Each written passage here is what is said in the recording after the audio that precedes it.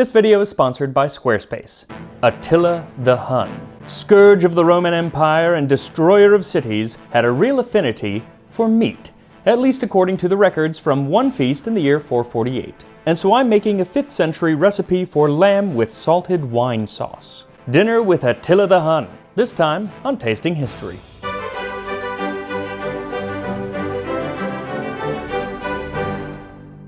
Attila the Hun is a man with quite the reputation. I think most would agree with the ancient Roman author Jordanes, who said, "Attila was a man born into the world to shake the nations, the scourge of all lands, who in some way terrified all mankind by the dreadful rumors noised abroad concerning him." But when I think of Attila, I think picky eater, because when Priscus, an emissary from the Eastern Roman emperor, sat down to a dinner with the leader of the Huns, he says many dishes were served, but Attila ate nothing but meat on a wooden trencher.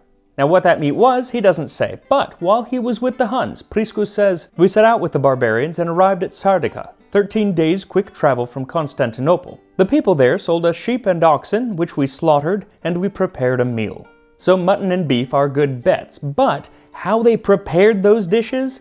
He doesn't say anything about that. He does say that they didn't have a lot of spices. In fact, long pepper or Indian pepper was one of the gifts that Priscus was bringing to Attila. But neither he nor any other author from the time tells us exactly what they were eating and how it was prepared.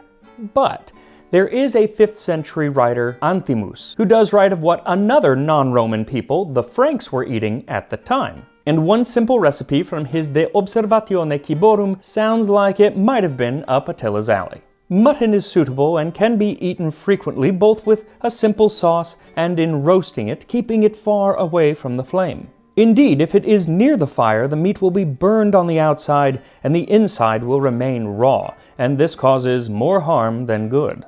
However, roast it from afar and for a long time so that the result is almost as if it were steamed. As it roasts, season it with salt mixed with wine, brushed on with a feather.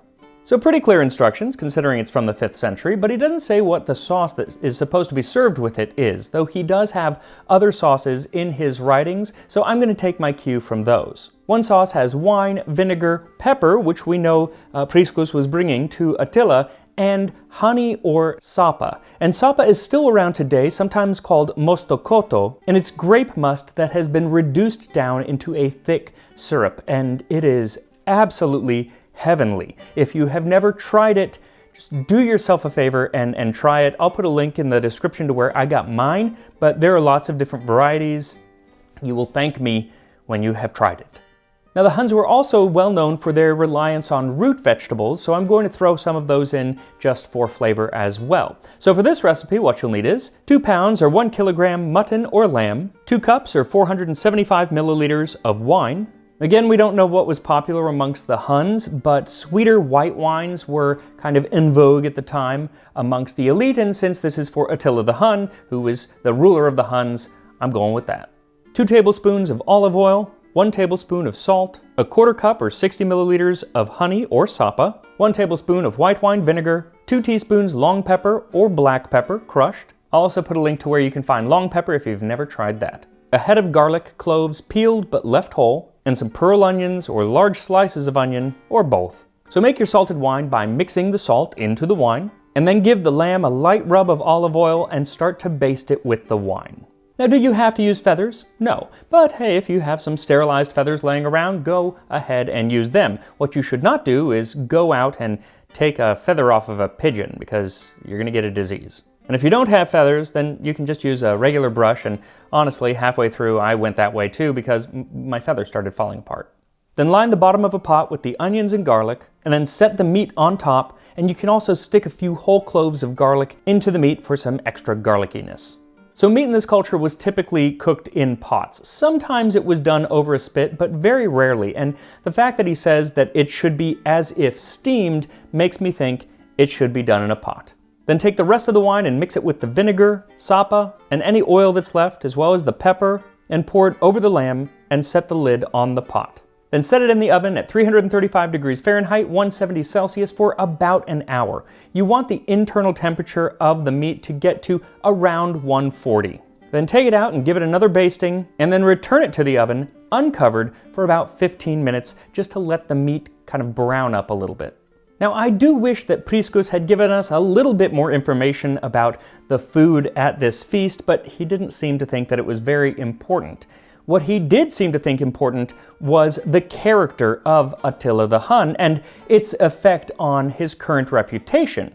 And so we kind of need to know what his current reputation amongst the Roman people was at the time. And considering many called him flagellum Dei, or the scourge of God, you can bet it wasn't a nice reputation.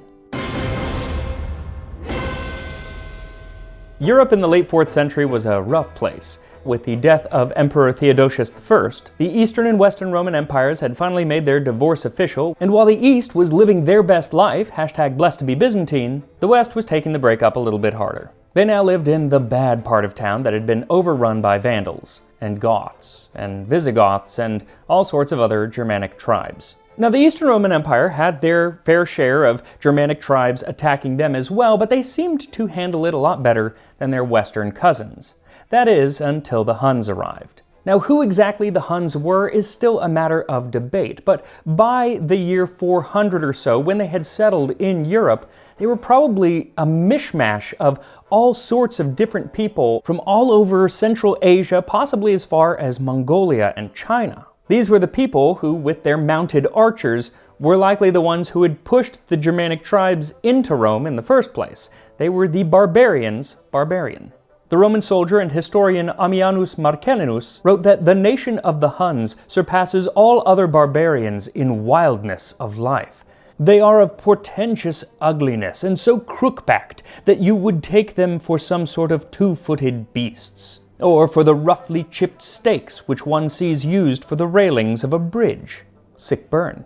And he even comments on their cuisine, or rather lack thereof. Though they do just bear the likeness of men, of a very ugly pattern, they are so uncivilized that they make no use of fire nor of any kind of relish in the preparation of their food, but feed upon the roots which they find in the fields, and the half-raw flesh of any sort of animal. I say half-raw because they give it a kind of cooking by placing it between their own thighs and the back of their horses. Which is almost certainly not true. He was probably confused about what he was seeing, but that is what the people thought about the Huns at the time. And so a few years later, when Attila comes along, that is his starting point for a reputation. And he really seems to kind of have leaned into that. Following the death of his uncle Ruda in 434, he and his brother Blvd took control of all the Hunnic tribes. They were vicious in battle, and even more so following the battle, because they made a point to pillage towns and cities, not only taking whatever they wanted, but with the aim of inflicting the most pain and suffering possible. Their reputation of fear was their weapon, and so this caused the Eastern Roman Emperor to come to the bargaining table with a bunch of gold just to buy off the Huns to stop them from attacking his cities. And Attila and Blvd took the money and left. But then they came back, and then they got more money to leave. But then a few years later, they came back to get more money to leave. It was really the original Lucy and Charlie Brown football fake-out, but with much higher stakes. And it was after one of these payoffs that Attila's brother Blvd died, and nobody is entirely sure of how it happened, but many of the ancient sources imply that Attila was the one to kill his own brother. Basically, they went on a hunting trip and Attila shot Blvd with an arrow and Blvd bled to death. But whether he killed his brother or not, it didn't really matter because he became sole ruler of the Huns, and it was during this short time of peace that the emperor sent Priscus with a message and gifts for Attila. It takes them a little while to actually find Attila, but when they do, they follow him into a Scythian village, which was the home of Attila's right-hand man, Onegesius. Attila approached Onegesius' compound. His wife came out with a multitude of servants, some of whom were carrying food, others wine. She saluted him and begged him to partake of their hospitality. This is the highest honor that can be shown among the Scythians. To show favor to the wife of his friend, Attila ate, sitting on his horse, as the barbarians accompanying him raised the platter up to him, and having tasted the wine, he went on to the palace. Then they continued north, deeper into the Huns' territory, until finally they reached Attila's home, one of his many homes, but the most splendid of them. It was made of polished boards and surrounded with wooden enclosures, designed not so much for protection as for appearance sake. Attila's wife, Kreka, lived there, and having been admitted by the barbarians at the door, I found her reclining on a soft couch. The floor of the room was covered with woolen mats for walking on. A number of servants stood round her. Having approached, we saluted her and presented the gifts. Then he says Attila struts into the room. A later author, using Priscus as his source, says Attila was haughty in his walk, looking around on this side and on that, so that the power of his proud spirit appeared in the movement of his body. Short of stature, with a broad chest and large head, his eyes were small, his beard thin and sprinkled with gray, and he had a flat nose and swarthy skin, showing evidence of his origin. Then Attila holds court, hearing all of his people's complaints and meting out his judgment, and then at 3 o'clock in the afternoon, it is time for the feast. When Priscus enters the feasting hall, cupbearers come up to him with wine and tell him to drink and pray, which was the custom of the Huns. Having tasted the cup, we proceeded to take our seats, all the chairs being ranged along the walls of the room on either side. Attila sat in the middle on a couch. The places on the right of Attila were held chief in honor, those on the left where we sat were only second. Then there's a long ceremony of everyone drinking and pledging fealty to Attila, after which he pledges protection back to them. Then the cupbearers all leave, and tables are brought out, followed by the food. The attendant of Attila first entered with a dish of meat, and behind him came the other attendants, with bread and other foods which they laid on the tables. A luxurious meal, served on silver plate, had been made ready for us and the barbarian guests. But Attila ate nothing but meat on a wooden trencher. In everything else, too, he showed himself temperate. His cup was of wood, while to the guests were given goblets of gold and silver. His dress, too, was quite simple, affecting only to be clean. The sword he carried at his side, the ratchets of his Scythian shoes, the bridle of his horse were not adorned, like those of the other Scythians, with gold or gems or anything costly. And this is important because here is this man who is thought to be a brute, a complete savage, who has only recently become one of the wealthiest men in Europe because of his incessant pillaging, and yet he is not showing off that wealth like the Romans would probably think that he would, new money and all that. Rather, he's quite humble. However, he does make sure all of his guests get the best that money can afford. Though as humble as he wasn't above letting everyone, individually, one by one, toast to his health in between courses. After everyone had toasted to him, a second course of food was brought in. And after this course, the same ceremony was observed as after the first. When evening fell, torches were lit, and 2 barbarians coming forward in front of Attila sang songs they had composed, celebrating his victories and deeds of valor in war. And he had plenty of deeds to sing about, and in the years following this, he only added to his lifetime Attila the Hun war and ransacking collection. But now, with a tentative peace in the east, he turned his sights to the west. Now, for years, he had actually been working with one of the West's greatest generals, Flavius Aetius, and now in 450, they were going to attack the Visigoths, and this would help cement the alliance between Attila and the Emperor Valentinian III. But, in a display of inexplicably bad judgment, the emperor's sister, Honoria, sent her engagement ring to Attila with a plea for help. She was being forced to marry a Roman senator who I guess she didn't like, and so she turned to Attila. Not sure exactly what she was expecting him to do, but he got the ring and the plea for help, and he took it as, and quite understandably, as a proposal of marriage. And so he accepted. And along with that, he would accept half the Western Roman Empire as the dowry. Well, the emperor was like, no, she didn't mean that. She was joking. No. You know what? I've already exiled her. Pretend she didn't even exist. But Attila could not forget. He said, it was legitimate, and I am owed what I am owed.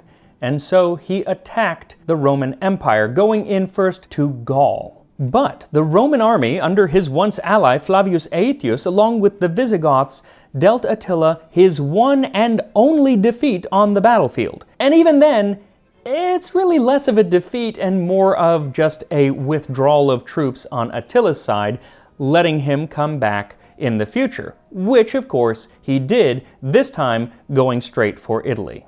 He ransacked the northern Italian peninsula, taking cities and burning them to the ground. Then finally, as Attila eyed Rome itself, the Eternal City, Pope Leo I went to the Huns' camp and talked Attila into going home.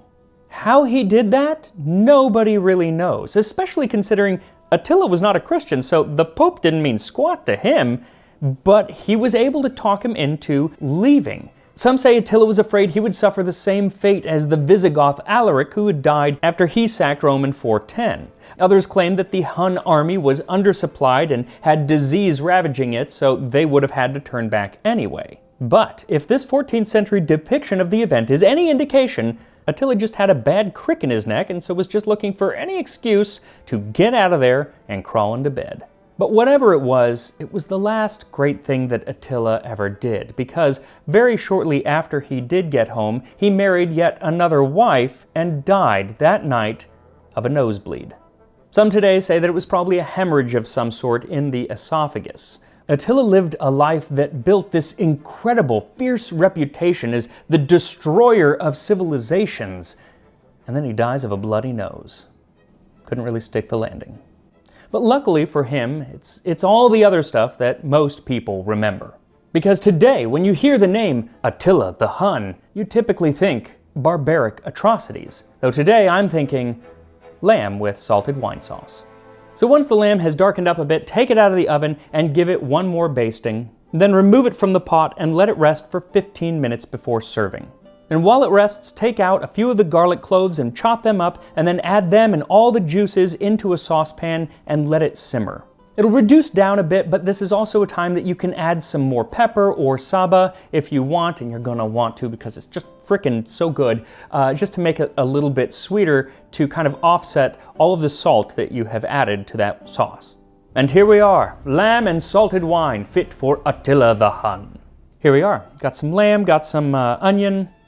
Smells so good. It smells very lamby. I actually thought it would be more garlicky, but it's really the lamb that you're getting. Let's give it a shot.